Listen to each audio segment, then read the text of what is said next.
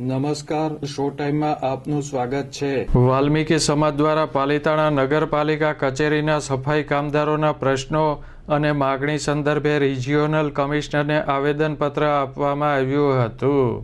ગોવામાં છે ને સાહેબ 100 લોકોને જે સફાઈમાં લેવાના છે ને એમાં જે વાલ્મીકીઓની બહેનોને એને લેવામાં આવે અને 50 જે છે એક્સ્ટ્રા લેવામાં આવે કેમ કે ના એવું નથી સાહેબ, પણ સાહેબ અમારો અવાજ જે છે એ ગાંધીનગર સુધી પહોંચે ને સાહેબ, એટલે કેમ કે ગાંધીનગર થી જે થશે એ બધું સાહેબ ગાંધીનગર થી થશે। આપને વિનંતી છે કે સાહેબ આમાં ઘટતું કરો।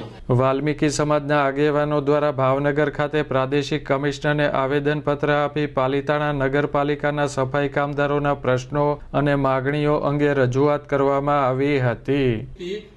19 વર્ષ કામ કરીને હમણે એને આર્થિક સંકળામણના લીધે સાહેબ એને આત્મહત્યા કરી લીધી। સાહેબ એ ત્યાંનો કોઈ કર્મચારી હોત તો એને સાહેબ કેટલું બેનિફિટ મળે, તેને કેટલો ફાયદો મળે।